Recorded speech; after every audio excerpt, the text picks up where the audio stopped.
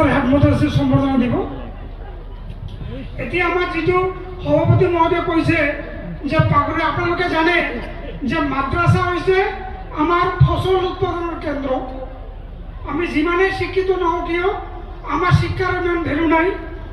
গতিকে এই মাদ্ৰাসাখনৰ পৰা এবাৰ 6 গৰাকী ছাত্ৰই হাফিজ ডিগ্ৰী লাভ কৰিছে আৰু এই হাফিজসকলক আজি আমি আপোনালোকৰ সন্মুখত অভিজ্ঞ আলিমগণৰ দ্বাৰা এটাকে পাগুৰি প্ৰদান কৰা হ'ব। আজিৰ পৰা তেখেতসকলে হাফিজ বুলি স্বীকৃতি লাভ কৰিব। গতিকে মই আজি এই হাফিজ ডিগ্ৰী লোৱা ছাত্ৰসকলক সন্মুখৰ শাৰীত বহি আসন লোৱাৰ কাৰণে অনুৰোধ কৰিলোঁ।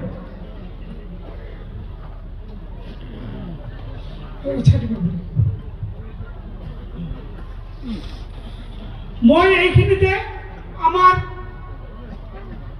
আৰো একজন অসম বুলবুল আমাৰ স্থানীয় বৰিষ্ঠ বক্তা মৌলানা আনোয়াৰ হোসেন সাহেবক তেখেতৰ আসন গ্রহণ করার কারণে অনুরোধ করেছো আর লগে লগে তেখেতক সম্বর্ধনা দিয়ার কারণে মই অনুরোধ করেছো।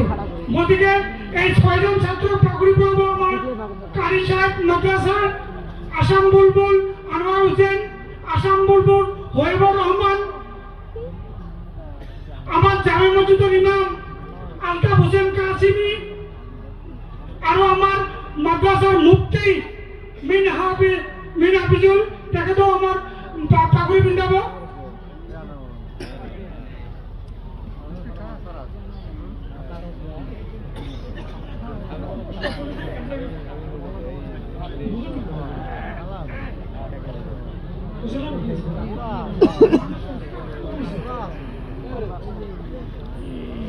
কালি সাহেব